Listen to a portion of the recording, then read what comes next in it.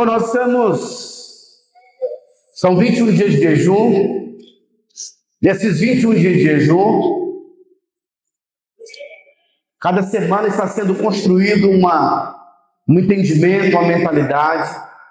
E nessa segunda semana, a gente vai fazer aqui uma ministração que vai ser um resumão de todos os capítulos que foram compartilhados aí no decorrer da semana. Então você que não tem livro, você vai ser abençoado agora. A gente vai falar um pouquinho de cada um dos capítulos que foram mencionados, foram lidos no decorrer da semana, amém? Quero pedir para você fechar os seus olhos por um instante, vamos orar.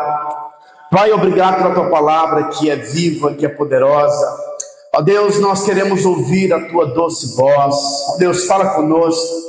Ó Pai, nós queremos que o Senhor libere o tesouro escondido. Tua palavra que é viva, que é poderosa. Ó Deus, a tua palavra diz que o Senhor é aquele que encobre o conhecimento aos reis, mas a glória dos homens é desvendar, é descortinar, ó Deus, aquilo que o Senhor escondeu. E nós queremos aprender, ó Pai, a maneira correta de trabalharmos e lidarmos com o recurso financeiro, em nome de Jesus, amém. Nós temos aprendido nesses dias a importância de lidarmos com o dinheiro. É interessante, irmãos, que a maneira que o povo de Deus trabalha ou lida com o dinheiro é muito diferente da maneira do mundo. A Bíblia diz que nós éramos filhos das trevas, andávamos de acordo com os padrões do mundo. Mas agora que nós nos convertemos, existe uma maneira de você trabalhar com Deus. Eu quero que você entenda de antemão que a vontade de Deus é que todos os filhos prosperem. Deus deseja que os seus filhos vivam uma vida abundante. Deus te chamou para ser cabeça e não cauda, andar por cima e não por baixo, ter para emprestar e não para pedir emprestado. Sabe, o bom tesouro foi separado para os filhos. A Bíblia diz que nós somos herdeiros, e como esses herdeiros, nós precisamos então nos apropriar. E aí nós vimos que Deus tem uma maneira, tem os seus modos operantes de trabalhar com o seu povo. Todas as vezes que nós olhamos para o Velho Testamento, você vai perceber que a maneira que Deus trabalhou no Velho Testamento, os princípios também são aplicados no Novo Testamento. E nós iremos então falar sobre cada um deles. E hoje nós vamos falar sobre a escada para a prosperidade divina. Diga assim comigo: a escada para a prosperidade divina. Mais uma vez. Então, depois que Deus tira o povo do Egito, o objetivo agora de Deus é levar o povo para Canaã, que é a terra boa. Nessa terra, a terra tudo é de Deus, mas Deus confia ao seu povo essa terra. Agora, é esperado da nossa parte alguns posicionamentos, algumas tomadas de decisões. A primeira decisão nessa caminhada com o Senhor é que você precisa convidar o Senhor para ser o seu sócio em Canaã. Deus precisa ser o seu sócio nessa caminhada da prosperidade. E não vai ser qualquer sócio, ele precisa ser um sócio majoritário. A Bíblia diz que no Egito, o povo, eles cultivavam, mas olhando para baixo. Agora na terra de Canaã, existem montes e vales. A visão é ampla. O que Deus tem para nós é algo amplo. E nessa caminhada agora, você precisa desse sócio que é o Senhor. No livro de Deuteronômio, capítulo 11, verso 12, a Bíblia diz que o Senhor nos deu uma terra, e os olhos do Senhor, o vosso Deus, estão sobre essa terra continuamente. Os olhos do Senhor estão olhando para a terra que Ele te deu. Por isso essa terra, ela é guardada e ela vai ter frutos. nessa caminhada de prosperidade, chame o Senhor para ser o sócio majoritário. Não seja você aquele que vai ser o sujeito que vai tomar as decisões da sua empresa, mas peça ajuda para o Senhor, porque Ele vai te dar as orientações nessa nova caminhada na sua vida financeira. Você sabe que o dinheiro, ele sempre vai gerar em nós um sentimento de senhorio. Todos aqueles que possuem muito dinheiro, eles têm um sentimento de autossuficiência. E quando você chama o Senhor para ser o seu sócio, você já não terá mais o dinheiro como sendo o Senhor da sua vida. Esse sentimento, nós aprendemos que quem gera no nosso coração é Mamon, que é esse senhor da riqueza, que gera esse sentimento nos nossos corações. Então, nessa caminhada, ande no espírito da humildade. O espírito da humildade é o espírito que diz, como João diz: o homem nada tem se do céu não lhe for dado. Segundo degrau, escolha ficar na sua herança. Nós aprendemos aqui, irmãos, que Deus deu uma terra para o povo, sim ou não? Cada povo recebeu uma terra. Na terra ele deveria cultivar.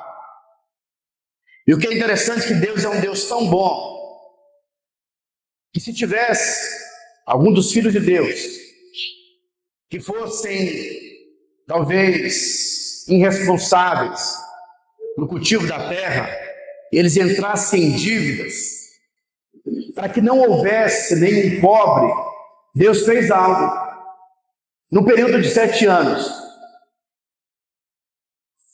aquele que tivesse em dívida seria perdoado. O credor, ele seria treinado por Deus. Ele ia perdoar a dívida, e com o perdão do credor, Deus iria abençoar o credor, porque ele ia ter uma atitude de generosidade. Mas durante 7 anos, aquele que estava devendo, ele ia ter que aprender, e Deus daria a ele uma nova chance, depois de 7 anos, de começar novamente. E por que o credor deveria perdoar? Porque a terra é do Senhor. Então, na terra de Deus, Deus não queria que houvesse nenhum necessitado. E sabe, Deus nos deu uma terra. Essa terra, nos dias de hoje, não é uma terra física, são seus talentos. Deus deu a cada um de nós habilidades, talentos. E é com os nossos talentos que nós iremos prosperar. Diga assim comigo: é no meu talento que eu vou prosperar. No livro de Josué, capítulo 14, verso 1, diz assim, são essas as heranças que os filhos de Israel tiveram na terra de Canaã. Então, na terra ia ter o tempo da remissão. Se alguém tivesse feito algo errado, Deus iria redimir, liberando o perdão para aqueles que tivessem sido imprudentes. Porque o objetivo de Deus era que todos os filhos fossem prudentes e ele tivesse uma grande colheita. Porque a terra que Deus nos dá é uma terra que Ele mesmo vai mandar chuva, para que você possa colher. Amém ou não? Terceiro degrau, escolha não colocar limites na prosperidade que Deus te deu. Todo cristão nasceu para ser livre. Eu achei muito interessante numa célula, eu fui visitar essa semana uma célula, e o irmão então compartilhou a sua experiência, dizendo que ele por muito tempo viveu trabalhando de carteira assinada, mas teve coragem de abrir o seu próprio empreendimento, e nessa tomada de decisão ele começou a prosperar ainda mais, e para surpresa dele, ele tem sido convidado por muitos profissionais, portas têm sido abertas para ele, em empresas grandes, para que ele pudesse dar poucas aulas e ganhar muito recurso. Sabe, irmãos, a orientação nesses dias que nós temos aprendido aqui, é que você pode sim trabalhar de carteira assinada, mas você não pode ficar limitado. Você tem que ter fontes de renda. Você precisa aprender a empreender para você ganhar ainda mais. Você não pode colocar limites no seu sustento, naquilo que Deus tem para você. Quando nós temos apenas uma fonte de renda, trabalhamos em um lugar e não estendemos ou não temos mais fonte de renda, nós estamos limitando aquilo que Deus tem para nós.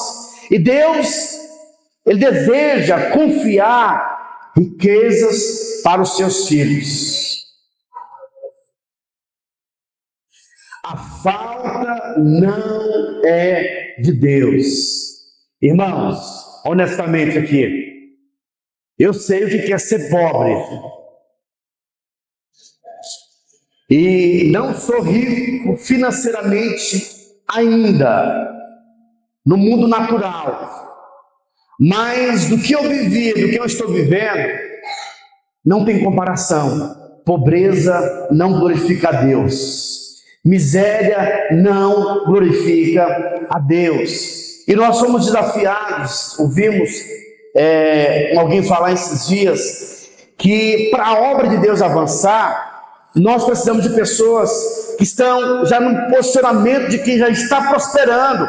Quanto mais você prospera, mais o reino de Deus ganha. Nós não podemos acreditar que o recurso, a obra de Deus, ela anda apenas com recurso financeiro. O dinheiro não move o reino de Deus, mas a nossa fé. Mas é óbvio que aqueles que têm a sua fé no Senhor vão prosperar. Amém. Vão financiar o projeto de Deus. Amém ou não? Amém. E a Bíblia diz então que a vontade de Deus não era que o povo vivesse na escravidão. Além do povo ser perdoado durante 7 em 7 anos havia o perdão. A Bíblia também diz que acontecia o ano do jubileu. Alguém lembra o que acontecia no ano do jubileu? O ano do jubileu, se alguém tivesse perdido a sua propriedade, depois de 50 anos, tudo que ela tinha voltava para ela. E se ela não tivesse viva, a propriedade voltava para os seus familiares. Por quê? Porque Deus é um Deus de restauração. Amém ou não? E nós queremos que nós entramos no ano da restituição. Quarto degrau, escolha o adubo certo, a fé. Diga assim comigo, o adubo certo é a fé. Mais uma vez. Aonde é o lugar certo? Aonde você tem aplicado a sua fé. O lugar certo para você ficar é o lugar onde Deus te deu uma palavra. A Bíblia diz que aconteceu no mundo uma grande fome. O povo começou a voltar para o Egito. Isaac, antes de decidir para o Egito, Deus falou com ele. E o que Deus falou com Isaac? Permanece em Gerar. Permanece em Gerar. Isso tem muitas implicações. Antes de você se converter, você negociava, você trabalhava no mundo de uma maneira desonesta. Porque afinal de contas você queria ganhar dinheiro. E quando você converte, parece que as coisas não estão funcionando como você gostaria. E qual que tem sido às vezes o desejo do nosso coração? É voltar para o Egito. É tentar negociar do jeito que nós negociávamos quando estávamos no Egito. Mas a orientação de Deus é: você não faz mais parte do Egito. A maneira de negociar não é como o Egito negocia. A minha bênção não está na forma que o Egito trabalha. Eu tenho os meus modos operantes. Isaac permanece em Gerar. Sabe, em Gerar Deus vai te dar uma palavra. Creia nessa palavra. Mova-se nessa palavra. Ainda que aparentemente e seja, sabe, a circunstância diga o contrário, mas seja como Isaac, que creu que Deus é fiel. E o que aconteceu? a Bíblia diz que ele começou a adubar a terra. E como que ele aduba a terra? Com um coração cheio de fé. E agora vem uma palavra profética para nós como igreja. Nesse tempo de crise no mundo, é o tempo que você mais vai prosperar. No tempo em que as pessoas estão com medo, no tempo em que os jornais têm noticiado notícias ruins, tempo de crise, acredite em mim, que esse é um tempo de você adubar a terra com a fé. Por quê? Porque você vai plantar e Deus nos dará grandes colheitas. Sabe, vai ser no tempo da crise que você vai ver os milagres do Senhor acontecendo na sua vida. Eu creio que aquilo que não foi realizado por muito tempo na sua vida, nesse tempo vai ser realizado na sua vida. Porque você vai permanecer em Gerar. E a Bíblia diz que porque ele permaneceu em Gerar, ele creu na palavra do Senhor, diz a palavra que ele colheu 100 por 1. Sabe, uma colheita de 100 anos por um ano. Que coisa poderosa! Diz a Bíblia que ele ficou riquíssimo. Agora, quando você começa a prosperar no tempo de crise, se levantarão contra você os invejosos. A Bíblia diz que os inimigos se levantaram contra Isaac. Ele começou a ser perseguido. Por quê? Porque havia bênção sobre a vida dele. Meu irmão, as pessoas vão falar de você quando você não tiver nada. Mas quando você começar a prosperar, elas também vão falar de você. E o que você tem que fazer? Aprenda a lidar com os invejosos. Finja demência às vezes. Ontem nós falamos algo que foi muito poderoso. Deixa eu te fazer uma pergunta. Entre os seus familiares, quem é o mais rico? Porque há uma promessa para nós. Você vai ser o mais rico da sua família. As festas de final de ano, só a sua casa que vai comportar todas as pessoas. Você não toma posse dessa verdade, não? Eu acho que você está tão tímido que você nem glorifica. Então toma posse dessas verdades. Deus está fazendo coisas novas no nosso meio. Talvez você fique pensando, poxa vida, Deus, mas está muito distante. Pois é, essa é a palavra que foi liberada para Isaac. Permaneça em Gerar. Tudo que Isaac tinha era uma palavra. E Deus está te enriquecendo nessa noite com essa palavra. Você vai ser o mais abençoado da sua família. Irmãos, eu vi uma família essa semana indo para o clube, banhar de piscina, meu coração se alegra. Por quê? Nós não somos escravos não, irmãos. Você foi chamado para ter uma vida abundante, para o desfrute, para o deleite.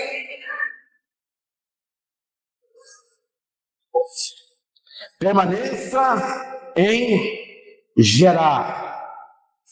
Eu creio.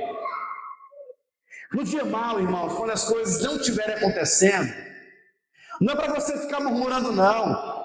É o momento da sua criatividade ficar mais aguçada. É o momento das ideias virem. Não é o momento de você ficar oprimido, mal, isolado. Pelo contrário, levante-se, porque você não é movido pelo que você vê, você não é movido pela quantidade de dinheiro que tem na sua conta, nós somos movidos pela palavra que nós recebemos do Senhor. Vamos adubar a terra, porque grande será a colheita que o Senhor tem para as nossas vidas. Amém ou não? Quinto degrau, escolha a generosidade como estilo de vida. O propósito do Senhor é sempre a riqueza. Deus deseja que você seja próspero. O livro de Provérbios, capítulo 10, verso 22, se eu não me engano, diz que a bênção do Senhor enriquece, nela não há desgosto, não há sofrimento. A bênção do Senhor vai gerar em nossos corações a generosidade. Tudo que Deus compartilha com os seus filhos sempre vai abençoar o coletivo. E não adianta, todas as vezes que você optar em querer a riqueza de Deus só para você, você vai perder o propósito. A Bíblia diz que o filho pródigo, quando ele recebe a herança, e ele então tenta desfrutar da herança sozinho, o que acontece? Ele perde o propósito. Mas a Bíblia diz que quando José recebe a herança, toda uma nação é poupada, o mundo inteiro é poupado, a sua família é abençoada. Por quê? Porque a bênção que Deus tem para você não é apenas para você. A sua bênção precisa ser estendida para a sua casa, para a sua família e também para o reino de Deus. E o interessante é que Deus ama quem contribui, quem é generoso, quem dá com alegria.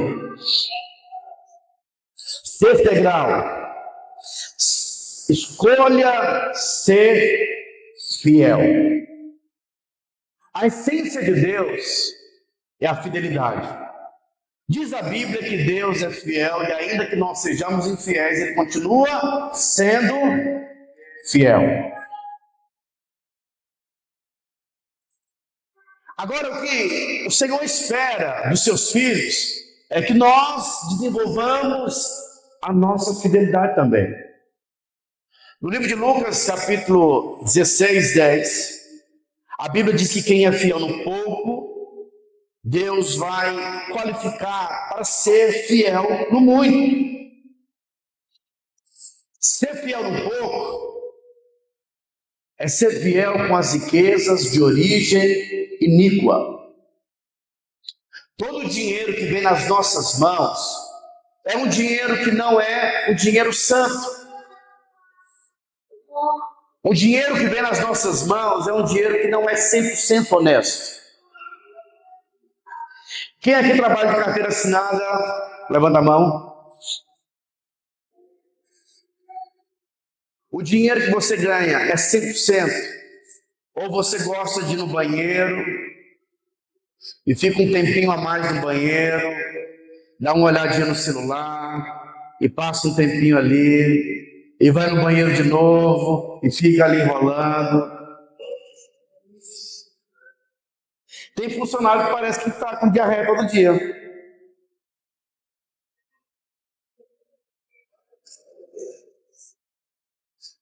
Às vezes você leva algumas coisas, achando que a sua familiaridade com o seu patrão te deu liberdade de você levar.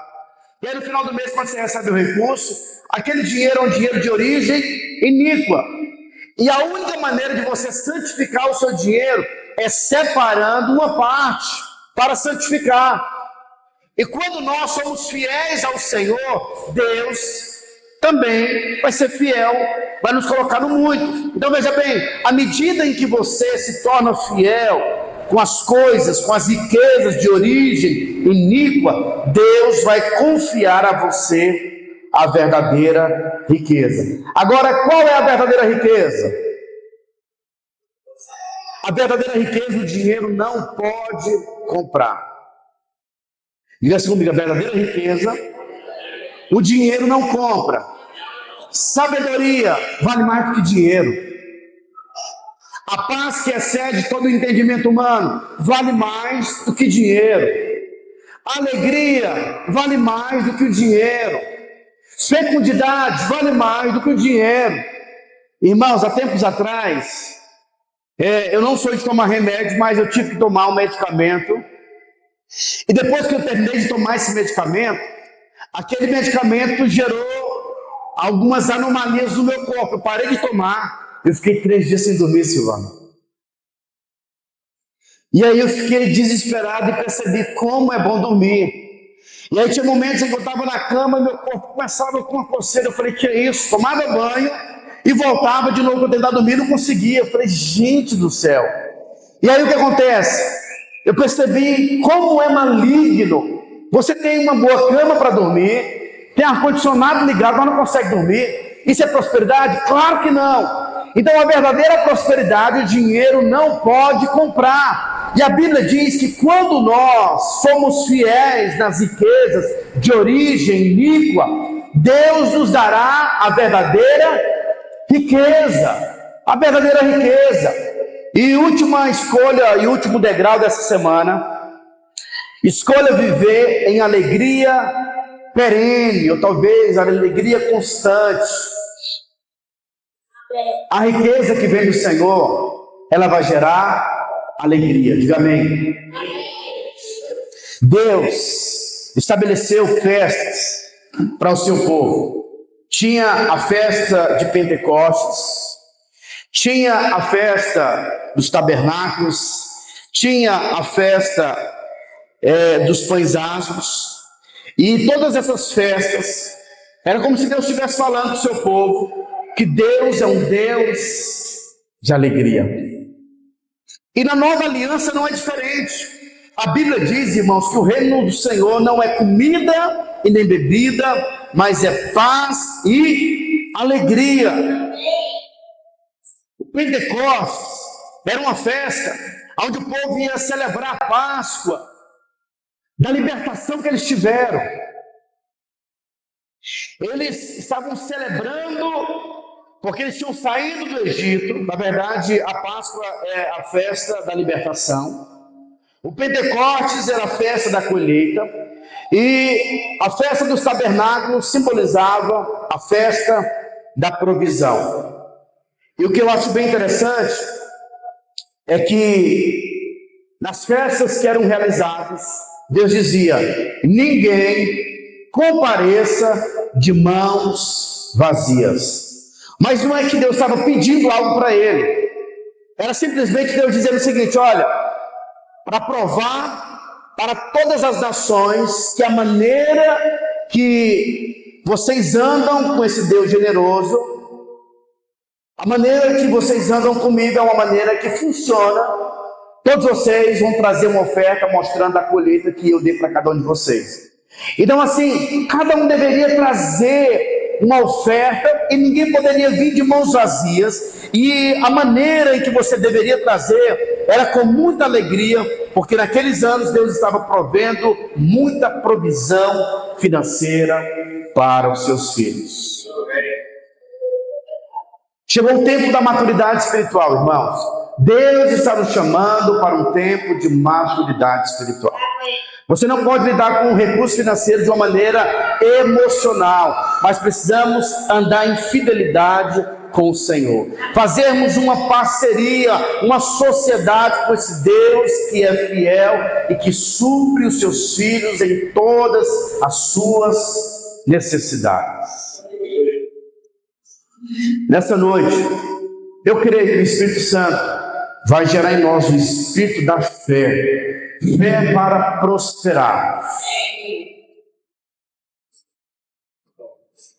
O pastor Adriano compartilhou na célula algo bem interessante. Ele disse que para ele fazer o curso superior, para romper o limite na família dele, foi muito desafiador. Porque até a família dele era um nível. Da vida dele em diante, ele estava decidindo viver um novo nível, ou um nível mais elevado. E foi um grande desafio. E essa fé que o Senhor vai liberar para mim e para você, você vai ser diferente da sua família. E uma coisa que vai acontecer com você, Deus vai imprimir dentro do seu coração uma identidade de um filho vencedor. E essa identidade que Deus vai gerar nos nossos corações, essa convicção, para você é convicção, mas para os de fora vai ser conhecido como arrogância. Alguns vão te chamar de arrogante, mas acredite em mim, isso é convicção no Espírito. Eles não sabem discernir, mas Deus está dando para você uma mentalidade correta, uma mentalidade vencedor. Irmãos, esse período de jejum, orem realmente para valer. crendo que Deus vai suprir, Deus vai mover em muitas áreas da sua vida. Eu lembro que eu estava no seminário em Goiânia e um pastor da fé, ele estava dando uma aula de plantação de igreja. E ele separou alguns grupos. E no grupo que eu estava, eu fui escolhido como o líder do grupo, porque eu tinha convicção do meu chamado, e eu então seria enviado para alguma cidade. Eu não sabia ainda qual seria a cidade. O primeiro desafio que o pastor havia dado para a equipe era o seguinte: olha, nós iremos fazer uma missão em outro país, no Peru, e o líder de cada equipe vai participar dessa missão. E eu então comecei a orar. Mas, irmãos, eu confesso para vocês, a minha oração era uma oração incrédula. Eu não estava acreditando que eu ia, porque eu estava olhando para a minha realidade. Naquela ocasião, eu ganhava R$600 de ajuda de custo, pagava R$250 de uma prestação de uma casa que eu tinha comprado lá em Goiânia, pagava R$150 de gasolina numa motinha que eu tinha, porque morava muito distante. O restante eu tinha que comer e vestir no período de 2 anos. Agora imagina a cabeça de um seminarista para ir para outro país. Na época era em torno aí de uns R$6.000, e estava bem próximo dessa missão. E eu comecei a orar. Mas sabe aquela oração incrédula? Mas o Espírito Santo teve misericórdia de mim, e o Senhor falou comigo. E Ele então ministrou ao meu coração, dizendo que o esforço que eu estava fazendo seria o mesmo esforço de orar com fé. A incredulidade que eu estava desenvolvendo, se eu aplicasse fé, eu poderia ter um resultado abundante. E naquele momento eu decidi mudar o meu coração. E comecei a orar com fé, crendo: Deus, eu creio que o Senhor vai suprir. E comecei a liberar. Algo poderoso aconteceu.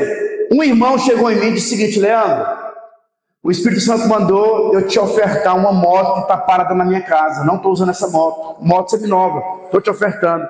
E eu fiquei assim: poxa vida, ninguém nunca ofertou uma moto. E aí nós tivemos então, em um curto espaço, de vender, fazer uma ação entre amigos, e começamos a vender. E eu consegui ir para outro país, porque mudei o meu coração. Então, meu irmão, não olhe para os seus recursos naturais. Apenas aplique o espírito da fé e creia que Deus pode mudar, e Ele quer mudar a sua sorte. Deus está procurando os generais da fé, aqueles que se colocam na posição para prosperar, aqueles que têm a convicção de que Deus é poderoso. Você talvez seja alguém cheio de limitações, mas você não pode limitar o Deus supridor. Deus proverá para si o cordeiro. Diga assim comigo: Deus proverá para si o cordeiro. Ou seja, na obra de Deus, é Ele quem vai liberar o recurso. Então, se você estiver no propósito de Deus, Deus vai prover para você aquilo que Ele tem para Ele mesmo. Amém ou não?